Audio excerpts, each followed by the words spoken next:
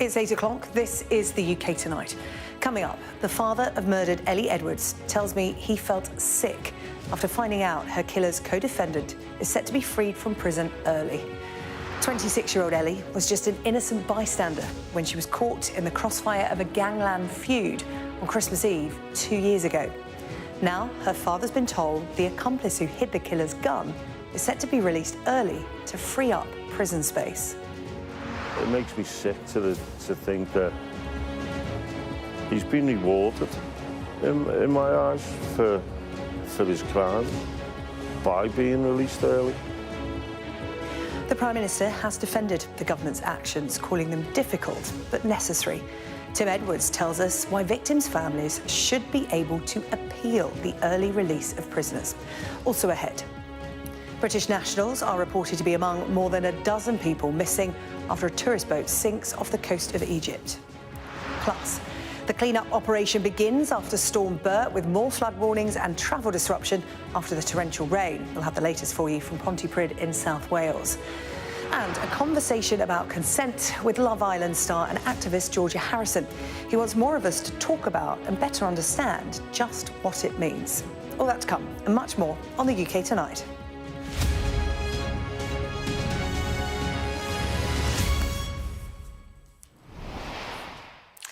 The father of Elle Edwards, who was shot and killed on Christmas Eve in 2022, is calling on the government to introduce an early release appeals process, saying the current scheme makes a mockery of the justice system.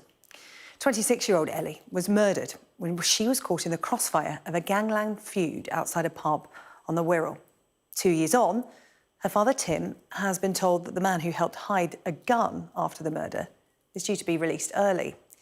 The Ministry of Justice wrote to Mr Edwards, saying Thomas Waring could be freed as soon as April 2026, 15 months earlier than planned. In a letter sent to Tim last week, the Prime Minister defended the early release scheme, calling it difficult but necessary. I sat down with Tim a little earlier, and I started by asking him for his response to the government's decision. This is obviously a move to crunch numbers, to level figures out, but they've lost sight of the human aspect in this decision. And this is a decision very much about the human consequences, because this is not, we're not making space for extra cars in a car park. This is about people's lives, victims of crime. And to be sort of disregarded how you feel going through that as a victim or a family member of a victim, that it's very impersonal, and it needs, for me personally, thinks it needs to be looked at as a case by case. And it doesn't seem like that's an option. There was no suggestion of any course of appeal for victims or families in the letter you got from the Ministry of Justice. At the end of his letter, the Prime Minister said that it is of great importance to me that you and your family are able to receive the support you deserve during this time. As such, I have asked the Lord Chancellor to reach out and follow up with you. The Lord Chancellor is a senior government minister with responsibilities related to the justice system. Has the Lord Chancellor reached out, and are you any clear as to where you can take this next if you want to fight the early release? Well, no, like I say, you don't have any input. Once the offender is sentenced, you don't have any input after that. And it gets to the point where you're just getting correspondence that's telling you their release dates. You have no input whatsoever in what happens when they're released.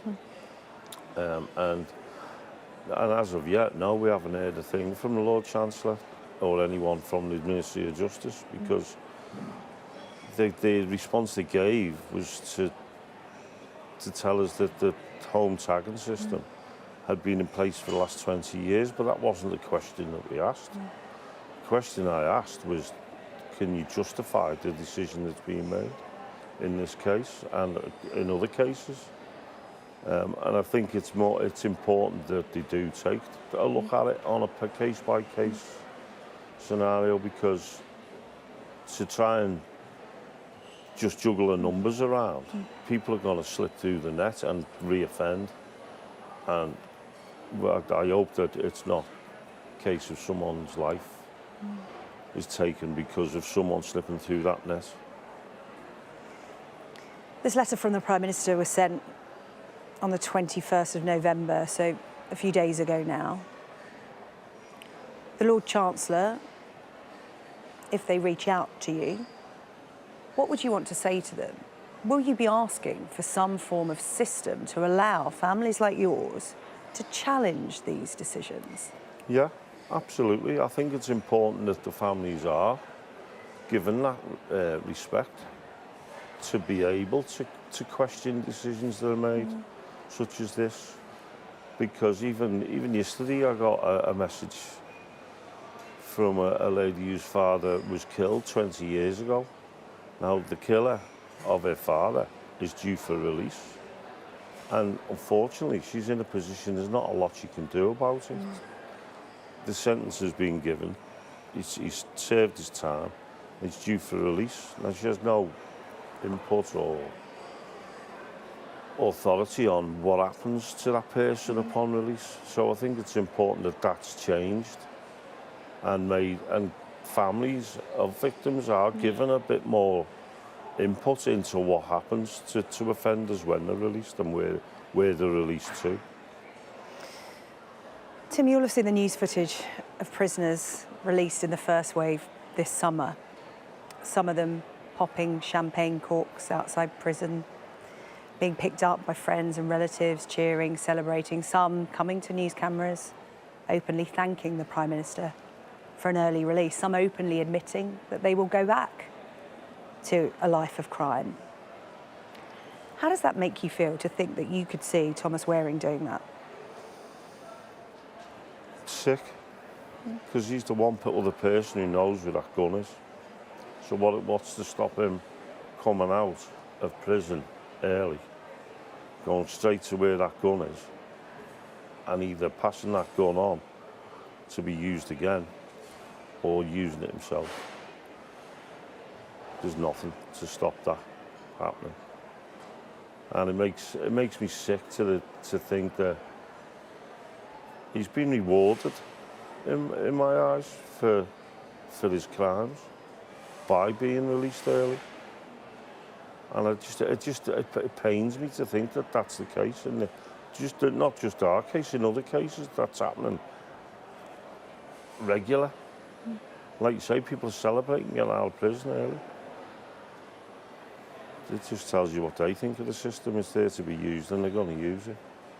Tim, as a result of your daughter's murder, you have been thrust into this world of advocating for those who want to end violence against women and girls. You set up a foundation in Ellie's name, and I know that today is the International Day for Elimination of Violence Against Women, and you're actually leaving us to go and take part in an event to support that.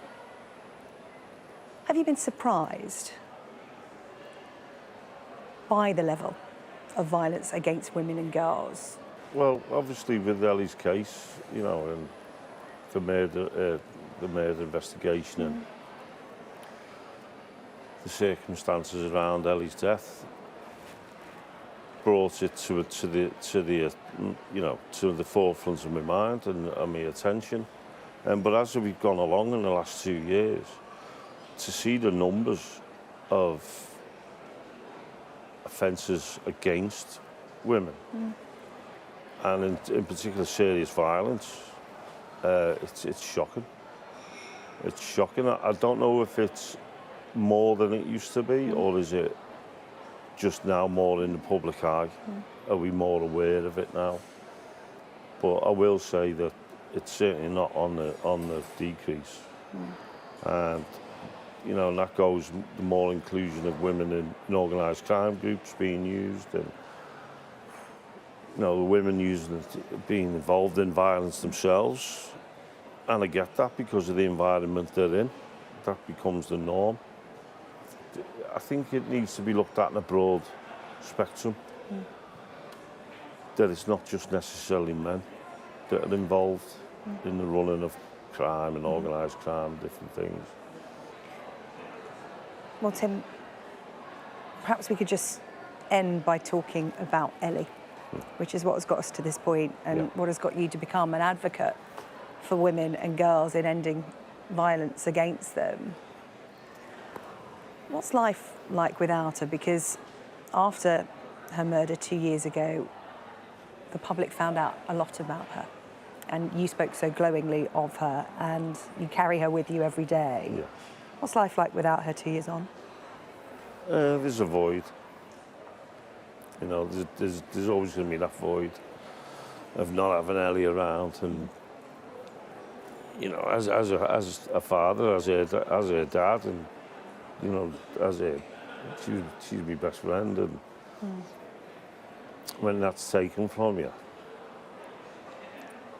it's hard to adjust. But Ellie has given me the power to use her voice that she's no longer able to use. So, as long as I can use her voice and make sure her name is used every single day in some kind of positive way, then that's the least I can do, and that's the nearest I'm going to have to her being by my side every day.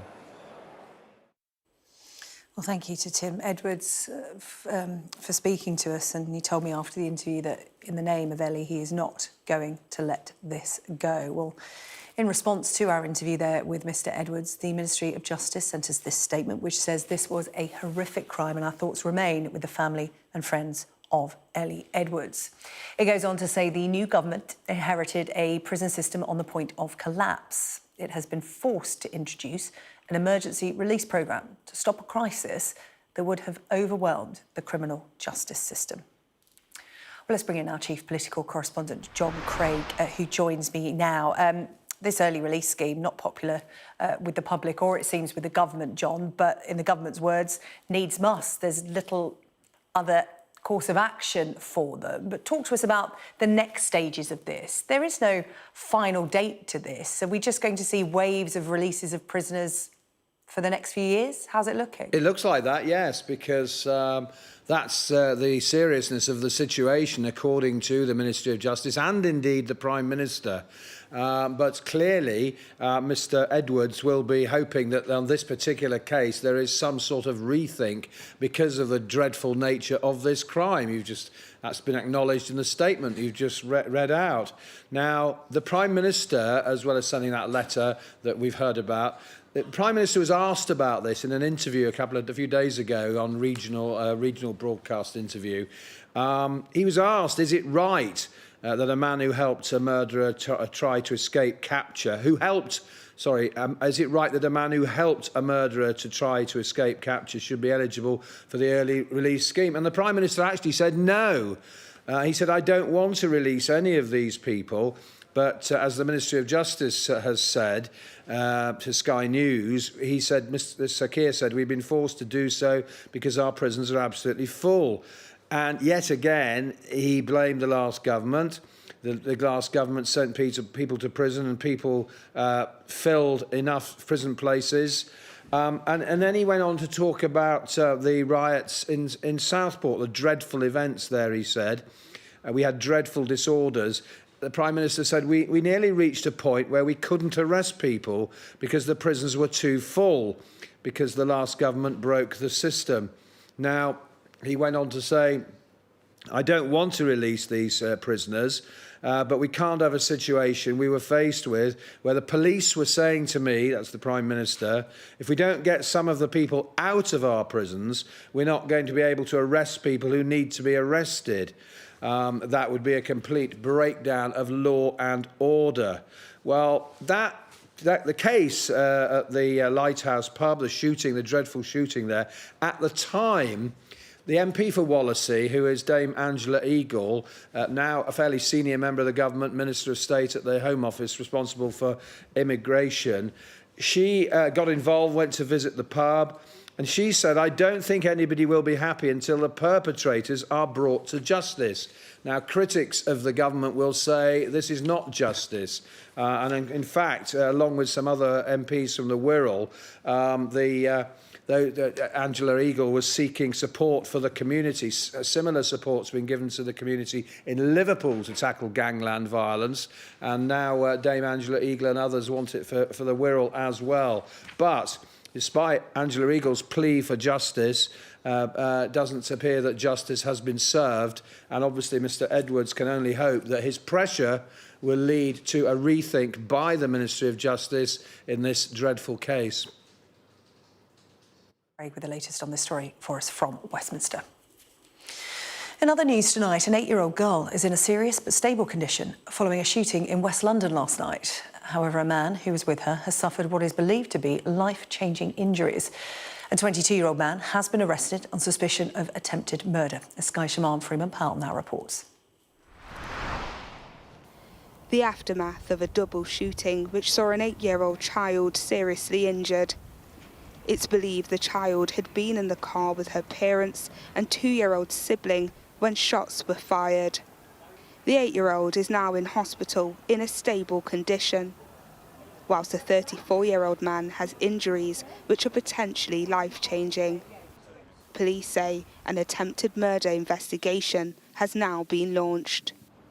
I recognise that any shooting has a traumatic impact on the local community.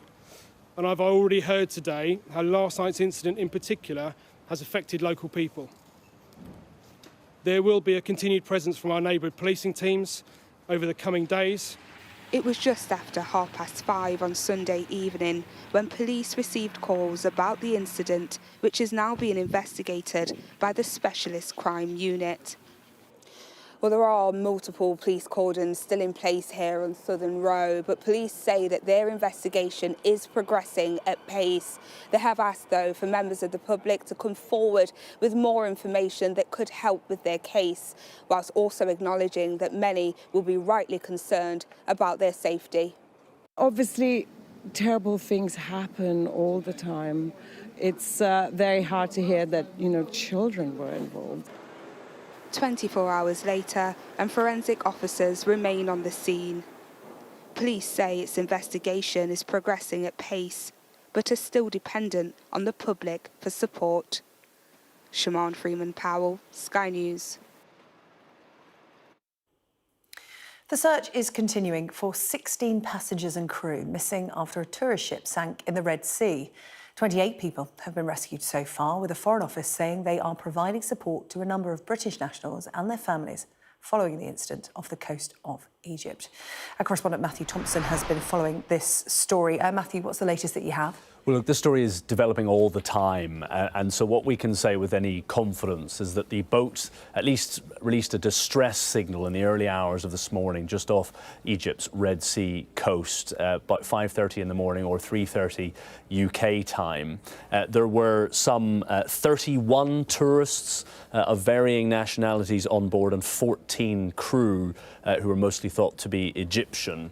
And as you said at the beginning there, yes, we understand that a certain number of Britons are involved as well, but the Foreign Office has not confirmed the number. There have been a few reports about that number, but it hasn't been officially confirmed, and it also hasn't been made clear whether the Britons are still amongst those missing or not, so it's perhaps best not to speculate. The boat itself is quite a substantial boat, actually. You shouldn't have a picture of a sort of rickety dinghy in your mind. It was a very substantial, you might almost call it a yacht. It's known as a liveaboard in the scuba diving parlance. Basically, it was a large boat on which a number of scuba divers, up to a few dozen at a time, can spend several days. In this case, they were due to be spending 5 days aboard, exploring the many coral reefs in the area. The Red Sea, of course, a very, very popular area for scuba divers. It set off just yesterday, in fact, and then within hours, disaster clearly struck. But we have no clue yet as to what exactly has gone wrong here. What we can say is that there were some warnings about weather in the Red Sea, particularly in that area, being unsettled. And then also, it's worth noting, I think, but no more than that, that last month another liveaboard, very similar in size, sank in a very similar location. In that instance, 18 divers were rescued. That's not to say that's what happened in this case, but in that instance it was bad weather that pushed the diving liveaboard onto a coral reef. Now, as I say, not to say that that's what's happened in this case, but I think it is at least notable that a similar incident happened not so long ago. And in fact, there are a number of incidents over the last couple of years involving these liveaboards, but we need to wait and find out, as I'm sure we will in the coming hours and days, what exactly has gone wrong in this particular instance. Matthew, thank you. A severe flood warning, meaning a risk to life, is still in place for the River Nene in Northampton, where water levels continue to rise in the aftermath of Storm Bert. Nearly 300 flood alerts and warnings remain in force across England, while there are warnings tonight about further heavy rain in parts of Scotland. Meanwhile, South Wales has seen some of the worst of the devastation, with local people angry that more wasn't done to warn them. Our Wales correspondent Dan Whitehead reports now from Pontypridd. The morning after and the clean-up is underway. At Storyville Books, their Christmas stock is now destroyed. We're looking at a rough estimate of £10,000 to £15,000, but I think that's probably going to rise up a little bit higher, maybe towards 20,000 after we've done a full assessment. The water rose up through the ground, and for people like Jeff, there's no insurance to pay for it. It's impossible for businesses in Pontypridd to get flood insurance whole time. All different kind of businesses can't get flood insurance. I even know a colleague who offered to have £25,000 excess and still couldn't get flood insurance. This is the reality for shops here in Pontypridd. Business after business after business emptying their damaged stock. It's tens of thousands of pounds worth of damage. As businesses count the cost, residents are growing increasingly angry. We've had to rip the carpets out. They were holding so much water. They were floating in the end, to be honest. Paula's like many flood victims who feel there was a lack of warning and preparation. The flood warning, which is the risk to life, came at 7:41 yesterday morning, which is 10 minutes after it was already in the street. The neighbour had knocked the door. That was the only reason we knew it was happening. They need to change the alert system. We didn't get sandbags until I think maybe about 11 o'clock in the morning. But by then we had water in the house anyway. There was nothing we could do. The government body that looks after the alerts admitted to Sky News that there is an issue with how much notice people get. In terms of the timeline, absolutely, there wasn't enough time there for people to safeguard their properties, to get out. And obviously, we're hearing a lot of those kinds of stories in some areas. Obviously, other areas, we're not hearing those concerns. People did receive some of the warnings at the right time. And it is really important for us now, as I said, to acknowledge that there wasn't a lot of time there and to think about, what can we learn from that? Storm Bert has left a trail of destruction and disruption in many parts of the UK. It is an all too familiar story where yet again people are left counting the cost and wondering when the next flood will come. Dan Whitehead, Sky News in Pontypridd, South Wales. So to come here on the UK Tonight, changing the conversation on consent. We'll be speaking to the reality TV star Georgia Harrison about her new campaign. And we'll have a special report on how assisted dying works in Canada and what it might mean for the UK.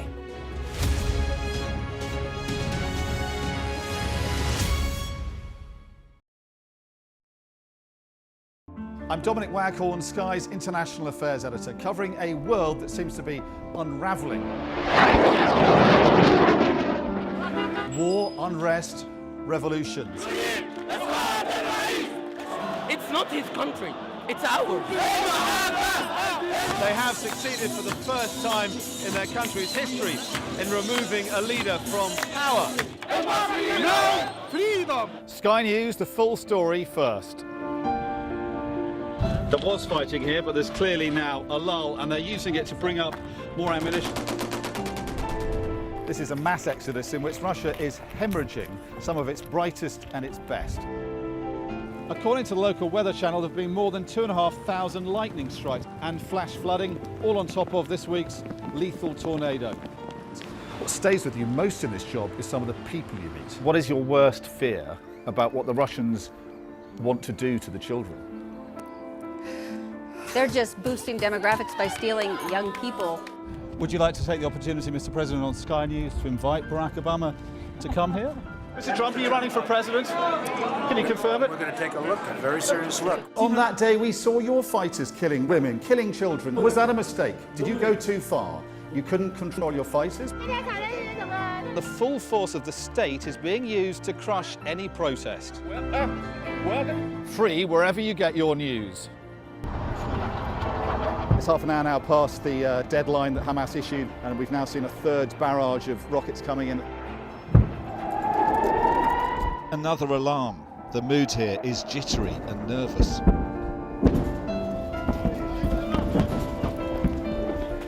We're seeing the world get more and more divided, and it's our job to try to make sense of it all. Play Sky News. From the Sky News Centre at 7. Now that you're up to date, we can go into a bit more detail. Things can change incredibly quickly. Taken by surprise. Have you ever known a moment like this in British politics before? Yes. Cheers. We'll start with breaking news. Let's get the latest on the ground. So, by the end, we'll hopefully all understand what's going on in the world just that little better.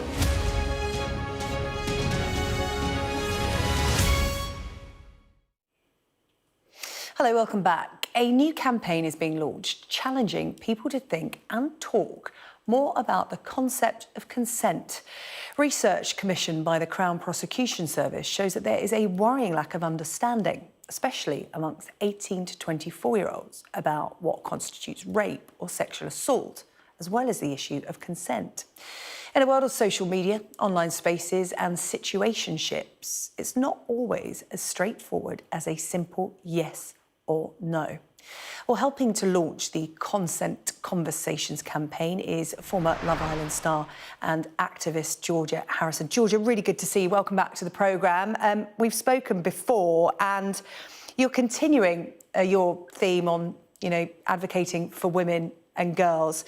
And this time about the subject of consent, because as I just alluded to there, it's not as simple as yes or no. So talk to us about the basic concept of consent. So I think the most important thing is just that consent is fluid. And when you look at the CPS's investigation, when they've done a survey with young people, so from 18 to 24-year-olds, so many of them just did not understand consent. So only 28% of them understood that if you agree to have sex with someone online, for instance, when you actually get to meet them in person, that you can remove your consent. Whereas, over 70% of them didn't think that they had that right. And it scares the life out of me to think that the younger generation, I look at my siblings and I think if they don't realise that they have the right to remove their consent at any time, then that's just so scary for me, and I really want to do whatever I can to help them get talking, help them understand things more. Like, so many of them thought if the drugs and alcohol were involved in an evening, that rape was not the same. However, obviously it always is, and they thought that rape was okay if drugs and alcohol had been involved, and that was over 50% of them. So when I saw them statistics, I was like, I have to do what I can to support this campaign, get younger people talking and try and change their understanding and let all of them know that they have every right to their own consent in every single aspect. So many myths and stereotypes out there that you can only debunk by having a conversation. But Georgia, let's face it, we like to think of ourselves as a more open society, but people are still finding it difficult to talk about sex, let alone consent. So how do you start that conversation? And this is the problem. Like, naturally, human beings are shy to speak about consensual sexual experiences, let alone ones that were non-consensual, where they didn't feel comfortable, or just their understanding of that in general. And that's why we're hoping that this campaign can actually spark it a little bit, because it might be a little bit unnerving to, walk into your school or walk into a bar and be like, hey, guys, let's talk about consent today. But we're hoping that the younger generation can see this and be like, did you see Georgia and Thames Valley's consent campaign the other day? Like, what did you think about it? Did you know that if you're in a relationship, you know, you still have to get consent from someone to have sex? Did you know that if you're married, it still doesn't mean that you can, you know, have sex without consent? And that's what we're hoping, that we can just spark some sort of a conversation. And we've done lots of short and long form videos, some that will be going out to schools, universities, some that will be used on my social media, and they have such a wide variety of opinions, from people at the top of the police force to survivors of all different forms of rape, sexual abuse. And it's just going to really open the conversation to the fact that you don't need a no when it comes to consent. Like, actually, you need a yes, and you just need to be making sure that, you know, the person is definitely up for what's happening. And especially when drugs and alcohol are involved, if someone is a bit frozen, if someone isn't responding in a way that normally in a sexual encounter they would, then you have to stop and think, should I ask this person, do you feel okay? Do you feel safe? Are you happy with what's happening right now? Yeah, and it might feel awkward, but actually the younger you start to have this conversation, the more comfortable you are with it. Because, as you've said, once you've said yes, you can say no at any time. Consent can be revoked at any time. And it's important to know what consent is, not just in theory, but in practice, because the impact, if you don't understand consent fully, can be devastating, can't it, Georgia? Massively, and that's why we want to talk about it, not just for the victims, but also for potential perpetrators. For some reason, there just isn't a complete understanding in the younger generation of what consent is, and the statistics have proved that. I don't know if it's the effect that being, like, exposed to the porn industry at a young age has had, but it really does scream that something isn't quite right from 18 to 24-year-olds, and it's not fair to hold people accountable for doing things that they didn't understand. So what is so important is that people are talking about it in every aspect, so that we can change their understanding, and they can understand that, you know, they don't have to do anything they don't want to do ever. Like, it's your body, it's your choice, it's your right, and no matter what happens, no matter what, you know, impression you've given prior to an encounter, you can always say, this isn't right, I don't feel comfortable with it, and I want you to stop. And the other person should listen to that no matter what. Yeah, Thames Valley Police taking the lead on this, and particularly appealing to the LGBTQ plus community as well to have those kinds of conversations. If people watching tonight were to take away one message about consent, Georgia, what would you want that to be? Just for me, that consent is fluid, you can take it back at any time, and the best way for us to help the younger generation, the best way for us to educate them is just to have a conversation. And especially for, you know, young men and women, have it with your friends. Like, if you see one of your friends act in a way that you think was potentially unconsensual and maybe isn't right, have a word with them, not just for the person that they're hurting, not just for the person that they're touching without consent, but for them, because they might not realise that what they're doing is wrong. And the more we talk about things, the more people can understand it. Georgia Harrison, always good to talk. Thank you so much for coming on to the programme to talk about conversations on consent. Really important to have, especially for young people. Georgia, good to see you. Thank you. Thanks for having me. Still to come on the UK tonight, we'll have a special report from Canada on how assisted dying works there and what it might mean if it becomes law here in the UK.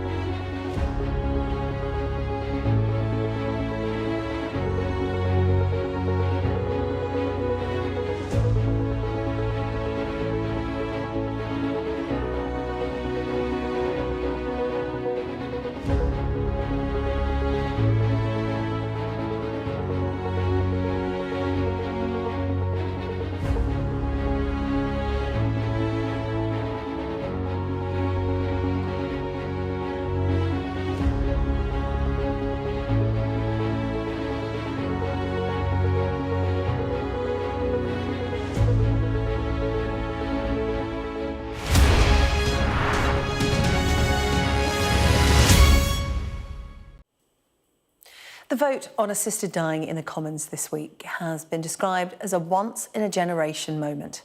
The bill, if passed, would allow adults with 6 months or less to live to legally end their own lives. Similar laws exist in other countries. Canada, for example, not only has the highest number of assisted deaths of any country in the world, but the law will soon be expanded to include people who suffer from mental illness alongside other medical conditions. Our health correspondent, Ashish Joshi, has been finding out how people there have been impacted. And just to warn you that his special report does contain references to suicide, which you may find distressing. Yeah, I'll show you my pellet gun here. This is the beauty. My buddies and I, we used to come out here, we all had our own guns and we shoot for money. Do you still use the gun?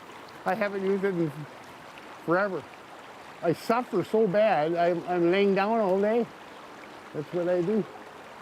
I just lay down all day. Scott wants to die. It's the only way, he says, his mental torture will end. 10 years ago, I started getting this new feeling that I'm describing now. It's never gone away. It's always there. It's just dreadful. It is so horrifying. If I walked over there and touched you and gave you the feeling, you would gasp or scream out loud. Scott's mental health battle began years ago, but it's so bad now. Every minute of every day is agony. He's had countless therapies, but none have worked. 1, 2, 3. Used to go with lots of buddies and we'd fish and we'd float for, well, I went 200 miles on one adventure and camped all the way. So no more canoeing, no more fishing? We're canoeing, no more canoeing, no more fishing. No more anything, buddy. Since things have gotten so bad, I hate it, I hate it, I hate it. When I get like that actually sort of drives me more to suicidal thinking. Canada is the world capital of assisted dying, with the number of people using its medical assistance in dying program, also known as MAID, rising sharply from just over 1,000 in 2016 when it was first legalized to over 15,000 in 2023. In just over 2 years' time, people with serious mental health problems will also have the right to be included. We're on the 47th floor, beautiful view of the lake here. People like Orlando, a high-flying lawyer with a lifelong history of chronic depression.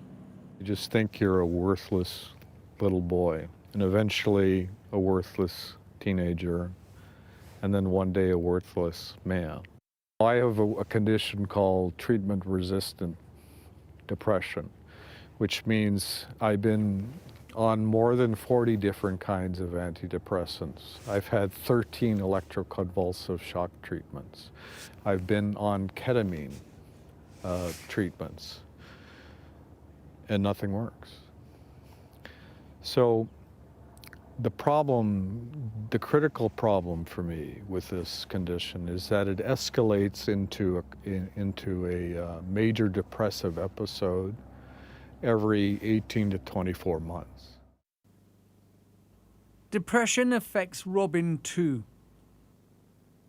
She sits surrounded by images of her icon, Princess Diana, as she takes a cocktail of drugs to manage her crippling physical pain and mental anguish.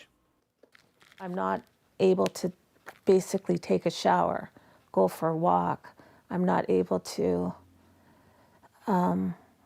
make something to eat. I can't make my bed. I can't put things away in my house. There's a long list of illnesses, including degenerative disc disease and polymyalgia. All Robin can manage is to lie on her sofa for up to 20 hours a day, every single day. Robin has asked for an assisted death. The doctors and the assessors told you that you wouldn't qualify for MAID with your poor physical health. Yes. So I would have to go or try to go about it the mental route. So I have a diagnosis of depression, anxiety, social phobia, and borderline personality disorder.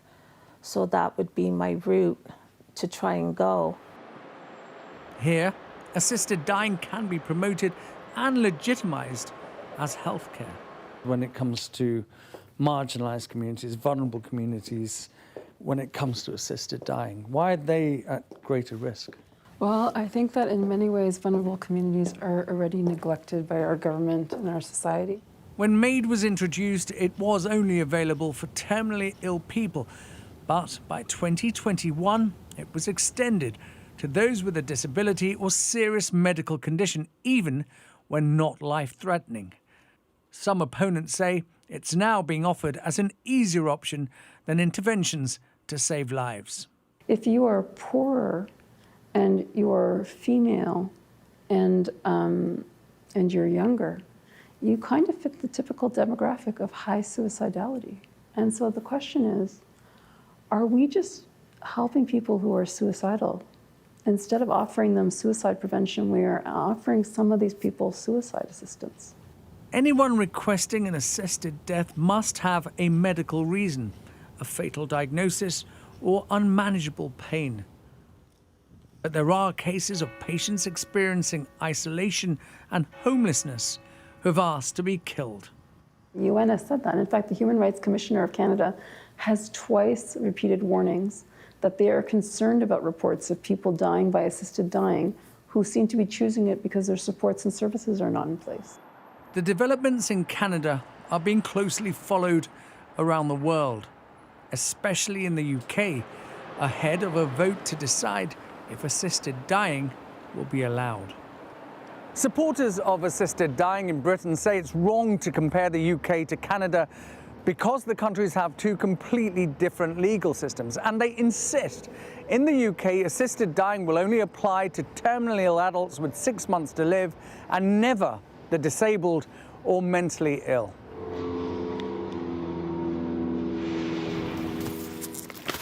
But there are warnings from over here. Trudeau Lemons is a professor of health law and bioethics. He supported assisted dying in Canada when it was first introduced, but not anymore. I think from the beginning our law was already too broad. And when I see how it kind of has set in motion and dynamic of what I call normalization of assisted dying as a form of medical care. We have huge wait times in the mental health context. And within that context, assisted dying has been sold as the lesser of two evils. And I would say that's perverse. So I know that the UK has also a struggling healthcare system. I would say the circumstances in which this is introduced in the UK would, for me, be a huge concern. It's basically kind of opening up a can of worms or opening up Pandora's box, and it's very hard to contain it when you have already pressures in the system. Orlando was a patient in that struggling healthcare system. He says letting people kill themselves is letting them down. How did that make you feel? About all of these people who will now qualify for an assisted death because of a struggle with their mental illness? It scares me to death, you know? If it was available, you know, earlier, I would have chosen it in 1994. I would have tried it I would have asked for it in 2002, in 2004, in 2008 when I attempted my suicide, in 2012, in 2014, you know? And I'm alive because it's not available now. And because I failed in 2008. You want the pain to end, right? And the last thing you need is someone in a white coat who says, well, I see it's kind of rough for you. How about we help you end your life? Would you like that? Now, does that say you're worthwhile if you hear that? Does that say you have value? Does that contradict that voice in your head? Or does it reaffirm and confirm it? Any adult with a serious illness, disease or disability here can seek help in dying. It just takes 2 medical assessments. This, I'm guessing, is her urn? What's left of my wife, of her friends have scattered tons all around the world already. Okay. And here's a little one. Okay. Hear that? Yeah, I do. She had a crooked front tooth. And I like to think of that as her smile in here. This is the one I hold at night, or if I'm suicidal, when I talk to her at night. Scott's wife Joan died 4 years ago. Cancer ravaged her body. She chose to have an assisted death here at home. This video was recorded just before she died. I just want to make sure I don't miss anybody and say goodbye tomorrow. I love you all. If you want to call or text tomorrow, that's fine. I'll try to keep up. I know I'll be busy. But I just want to say I love you with all my heart. My daughter sat on this side, I sat on that side. We both held her hands. Joan told her, yep, I'm ready. And we said our goodbyes, my daughter and I and everybody. And I remember feeling her pulse. And I remember feeling the last beat. It stopped, and I looked at the clock. It was 3:15 exactly. And I said to the nurse, I think she's dead. Canada says its citizens have the right to a dignified death to end their suffering. And unless she changes her mind, Robin will be able to end hers after March the 17th, 2027. Why do you want to end your life? Because I want to end the physical pain. I want the physical pain to stop. I'm exhausted. I'm tired. I'm finished. I'm 55 now, and I'm going, I can't go on. Are you desperate to die? Yeah. Yeah. Yeah, I am.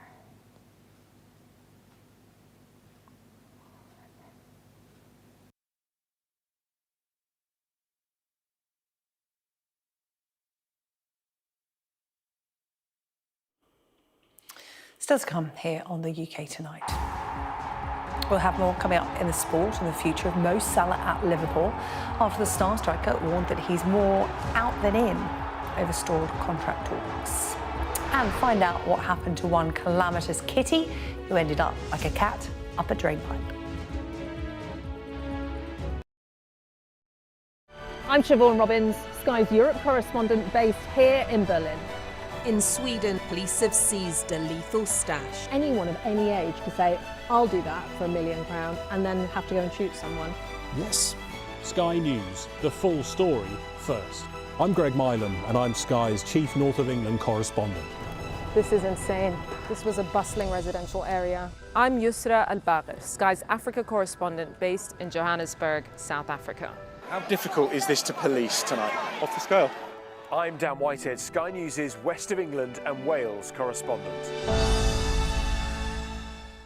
Weeknights on Sky News. This is your chance. Tell people. Welcome to the Politics Hub. A police force has apologised. If you want to find out about Grimsby, you come to the docks. I'm live in Jerusalem. Are you not concerned that that could lead to all-out war? Hello there, good evening. There are fears of an upsurge in violence. What's at stake here? You are watching the press preview, a first look at the front pages as they arrive. I saw police being forceful, pushing young men and women to the ground as they made almost 100 arrests. Will the cold affect your voters? Well, we have a lot of tremendous support. Free, wherever you get your news. The people here know that worse storms may well be on their way. I'm Martha Kellner and I'm Sky's US correspondent based here in Los Angeles. Trust in politics is at an all-time low. What's going wrong and can we fix it? It's from Liz. She wants to know, why is there still no sign of the Labour Party electing a woman as leader? It's sort of embarrassing. You know, it takes a very strong man to be leader, but it takes an even stronger man to support a woman for leader. If you want to be mean to politicians, like, crack on. The activists that go out and make elections happen, I kind of feel like just don't be horrible to them. Be polite to them in the same way that they're polite to you. Keir Starmer has got us into government with a big majority. He was completely clear before the election that he wasn't going to be able to do the two-child benefit policy, but I wouldn't be surprised if it isn't an early thing that comes along. I went up to Gordon Brown and said, hello? No, yes, where is it? I said, found all these Tory candidates breaking land. Let me see it, let me see it. This is brilliant, brilliant. As does come here on the programme, you've heard about a cat stuck up a tree, but what about the kitty caught in a drain pipe? We'll have more on that in just a moment. But first, David Garrido is here with the sport. David, we're going to talk about Mo Salah, who appears no closer to signing a new deal at Liverpool. He's been speaking to our colleagues at NBC. Let's have a listen to this interview and then we'll have a chat about it afterwards. Well, we're almost in December. I haven't received any offer to stay yet in the club, so probably I'm more out than in. So. How do you feel about the fact there hasn't been an offer then? Does that disappoint you? Of course, yeah. And so what? Have you spoken to the club about why there hasn't been an offer? Well, I'm not gonna go and say I'm not gonna retire soon. So I'm just playing I'm focused in the season, and yeah, I'm trying to win the Premier League or hopefully the Champions League as well. But yeah, it's a disappointed, but we'll see. Quite chatty there, David, which players aren't normally when their contracts are up or they could be off. What did you make of that interview? Yeah, it's interesting. I think that's a really important context to bring into this. This wasn't in a formal press conference. This was, chatting to some journalists as he was about to board the coach. It's almost a mixed zone scenario. We've all been there. They normally just walk past, yes, don't exactly. they? Pretend they're on their phone. Yeah. But this is a clear signal, I think, from Mo Salah. It might have been delivered in a casual way, but more out than in. This is a clear signal that however negotiations are going between the club and his representatives, he's not happy with the current state of play. He clearly feels he's holding up his side of the bargain. He's been, again, world-class this season. 12 league appearances, 10 goals, 6 assists. That's awesome numbers, even by his standards. But he feels that he wants greater recognition in terms of financials and also, the contract length. So he's doing his bit. Are Liverpool doing their bit? Should they be throwing everything at it to try and keep him at Anfield? I don't think they will be throwing everything at him. They seem quite calm at this point. Remember, they've also got Virgil van Dijk and Trent Alexander-Arnold they have to sort out new contracts for. They've got to think about operating sustainably. They've got to think about the age profile of the squad. Salah is 32. But remember, because he's out of contract in July, from January he can speak to overseas clubs. And remember, that's the tail end of the Premier League season from then on in. And Liverpool will not want distractions. Remember, they're currently 8 points clear of Manchester City. So they'll want to try and keep hold of that advantage. They don't want anything to derail them as they go for big trophies, both domestically and in Europe. And in fact, Salah isn't the only man who might be off in the not-too-distant future. This Sky News Sports Bulletin is brought to you by Vitality. Getting more people more active. Live life with Vitality.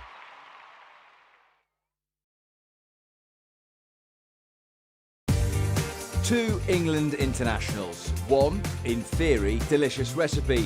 One fierce cooking challenge to mark the ECB's Taste of Cricket campaign. What could possibly go wrong? Here in the kitchen, Jamie and Izzy making, Izzy? Banana pancakes. Which apparently is your recipe, which seems unfair on Jamie. Only if it's good. Given that this is your recipe, I want some tips for him before we start. There isn't really any measurements. Good start. Just kind this of is encouraging. Go on feel. So, banana pancakes on the menu and Izzy taking a loose approach to both methods and measurements. It's like they say vanilla's like the garlic of baking. Vanilla extract is to baking what garlic is to cooking. If it says 3, put in 6. When you say they, who is they? Just people. People. Yeah. Cooking people. At all levels, cricket and cuisine are intrinsically linked. For the pros, it's all about being well fueled for a long day in the fields. Literally 6, 7, 8 hours of cricket in a day. Need your carbs, need your good nutrition otherwise. This Sky News Sports Bulletin is brought to you by Vitality. Now, on this show, we can never be accused of doing cat up a tree news, but we're going to make an exception tonight to tell you about a cat stuck in a drain pipe.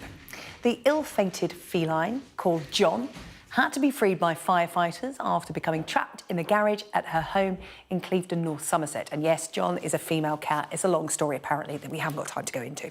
The fire crew ended up having to cut the whole pipe out of the wall, which was far from perfect for John's owners, but they were eventually reunited once the calamitous kitty was given the all clear. Me ouch indeed. Pat on the back to the producer that came up with that one. Right, there you go. Time for a look at the weather before we go.